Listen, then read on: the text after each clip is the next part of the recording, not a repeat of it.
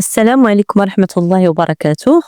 خوتي خواتاتي، مرحبا بكم في هذا الفيديو الجديد على القناة. كنتمنى هذا الفيديو يلقاكم في تمام الصحة والعافية. اليوم عندنا الحلقة الثانية اللي سبق وقلت لكم في الفيديو السابق أنني سميتها أعطيني الرأي ديالك أو أعطيني رأيك. جبت لكم واحد القصة ديال واحد الشابة، هي في مقتبل العمر ديالها 30 سنة. غادي نبدا الحلقه بواحد السؤال عنده علاقه بهذه القصه ديال هذه الشابه المغربيه اللي عمرها 30 سنه، اللي غادي نسميه بين قوسين سؤال الحلقه: كيفاش يمكن نوفق بين ارضاء الزوج والحاجه الى دعم وتواجد الاسره؟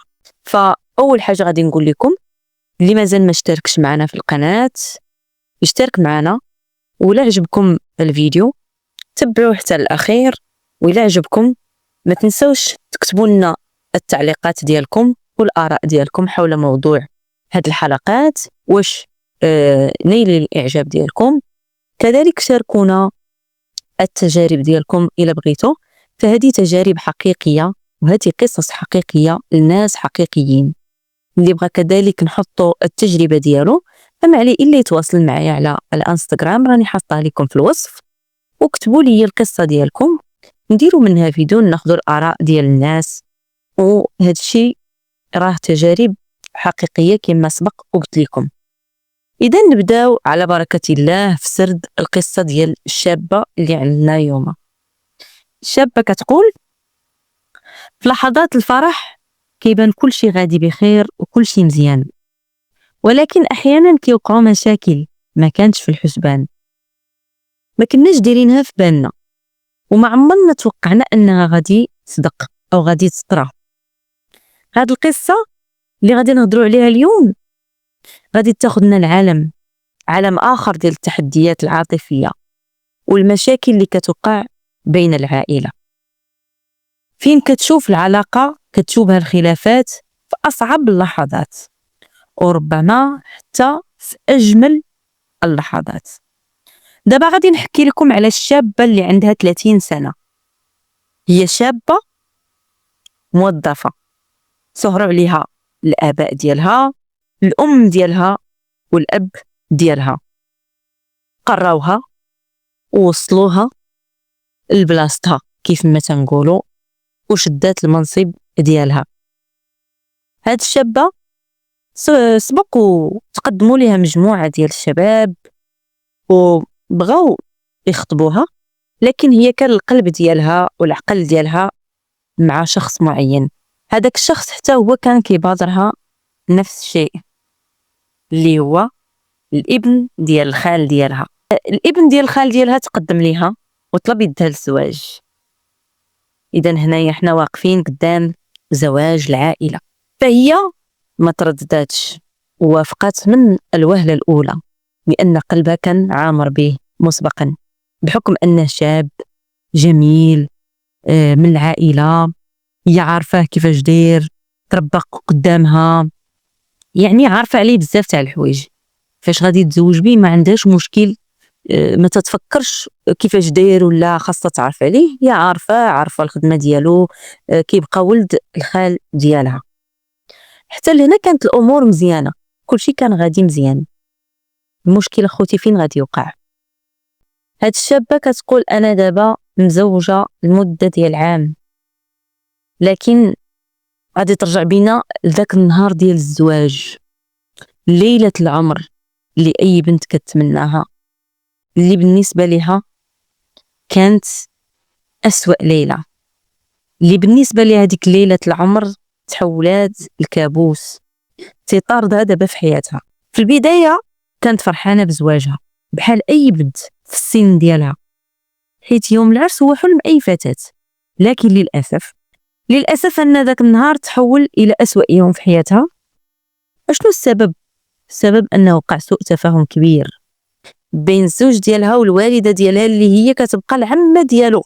ومن بعد هذه الحادثه ولا الجو متوتر بيناتهم، وبقات هي في الوسط ديال هذا الصراع، ما عارفاش كيفاش دير ولا كيفاش تحاول انها تحل هذا المشكل. المهم العرس داز وهي مشات، والوقت اللي كانت في العرس تحول داك العرس كله الحزن. ما حساتش بداك النهار، ما فرحتش به كيف ما البنات.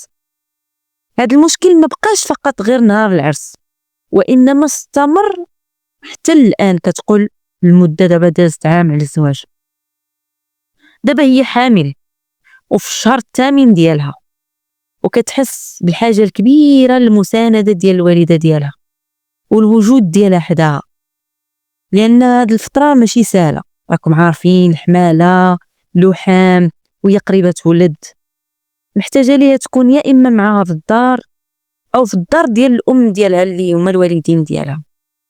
ولكن الزوج هنا رافض تماما يتلاقى معاها او يحاول يصلح الامور. هي حاولت بزاف وبشتى الطرق، وحاولت انها تقرب الامور، تصلح الامور بيناتهم، ترد الامور النصاب ديالها، لكن ما قدراتش، لان الزوج ديالها ما قدرش ينسى داكشي اللي وقع. هي بقات في خير، ما عارفاش كيفاش ترجع الامور كيف ما كانت. اذا اخوتي شنو كيبان لكم في هذه القصه؟ فهاد الشابه هي محتاجه الام ديالها، محتاجه ليها تكون حداها، توقف معاها، تساندها. هادي راه ماشي سهله، راه حامله وقريبه تولد. شنو بان لكم؟ شنو بان لكم في الزواج العائلي؟ واش مزيان الواحد يتزوج من العائله ديالو، او من الافضل انه يبتعد على زواج العائله؟ فكما كتشوفوا هاد الشابه راه تزوجت من ابن ديال العائله ديالها، والاختلافات كبرات بيناتهم وما قدروش يتفاداو. فالعائله كتبقى عائله، والمشكل اللي كان صغير بين جوج هو حاليا راه واصل لعائله كبيره. فماشي غير العائله الصغيره اللي كتاثر اللي هي الزوجه والزوج، ولكن حتى العائله الكبيره اللي فيها كل شيء. اذا هاد المشاكل كتمتد للعائله الكبيره ماشي غير صغيره. فشنو في رايكم؟ واش ردة الفعل ديال الزوج ديالها هو نتيجه؟ واش هو نتيجه لجرح عميق؟ واش هاد سوء التفاهم كان شي حاجه كبيره اللي خلاتو انه ممكن يدير هاد ردة الفعل ديالو؟ شنو هما الاسباب اللي ممكن تقدر تخلي الواحد يوصل لدرجه القطيعه مع العمه ديالو؟ شنو هو الجرح اللي يقدر يخلي الانسان ما يسامحش وما يتجاوزش الموقف؟ شنو في نظركم يكون التصرف اللي دارت الام ديالها؟ هنايا كيف ما كنشوفوا ان الزوجه كتعاني التوتر، القلق لمده عام. بالتالي القطيعه راه كاينه ما بين الام ديالها والزوج ديالها، وهذا الشيء مأثر عليها نفسيا. فماشي بالسهل عليها انها تبقى في هذا الوضع، وهي فضلت انها تطرح هذا السؤال على الناس باش تشوف الناس شنو يقدروا يقولوا لها وباش ينصحوها وشنو تقدر دير، لان هي كما كتقول ان جميع الوسائل دارتهم، لكن ما بحث ليناش بنوع المشكل اللي طرا. اكتفت انها فقط تعود لنا اشنو وقع. هي دائما متوتره دائما كتفكر فاش كتلاقى هي والام ديالها مثلا عند العائله الاخرى، خاص الزوج ما يكونش، خاصو ما يتلاقاش مع الام ديالها، خاصهم ما يجتمعوش، لان الزوج صافي مصمم ومقرر ان ما يتلاقاش نهائيا. هي كتكون مضطره انها ما تخليهمش يتلاقاو، تتحاول ما امكن ان الزوج ديالها ما يتلاقاش مع الام ديالها. الوجود ديال الام ديالها خاص ما يكون في الغياب ديال الزوج ديالها، وهذا الشيء كيحطها في واحد الموقف صعيب، وكتحس بعوائق، تتحس بالوضع صعيب. فشنو رايكم في هذا الشيء؟ واش سبق لكم عشتوا شي حاجه بحال هذه؟ واش كتعرفوا شي قصه بحال هذه؟ حيت هذا الشيء واقع وهذه حقيقه، وهذه قصه حقيقيه. واش فايت لكم صادفتوا قبل هذا الشيء؟ وحنا هنا باش نحطوا الافكار والاراء اللي ربما تقدر تستفد منهم هي، ربما تستفد منهم واحده اخرى مقبله على الزواج. نشاركوا الاراء والافكار ونتعرفوا على الناس اللي ربما عندهم حتى هما تجارب عاشوها نفس هذه التجربه، ربما شافوا عائلاتهم عاشوا هذه التجربه. فكما كتشوفوا الموضوع ماشي سهل، الموضوع صعيب، لان هذيك الام ديالها وهذاك الزوج ديالها، فماشي سهل، هذيك تتبقى راه الام ديالها. فشنو رايكم؟ واش التصرف ديال الزوج صحيح؟ واش في نظركم خاصو يدير العمه ديالو في مثابه الام ديالو، حيت كتبقى راه عمته، راه عائلة ماشي شي حاجة اللي بعيدة ما تقدريش تحيديها، ما تقدريش بحال كيف ما كنقولوا ما تقدريش تحيدي صبع من يدك، ما تقدريش تحيدي.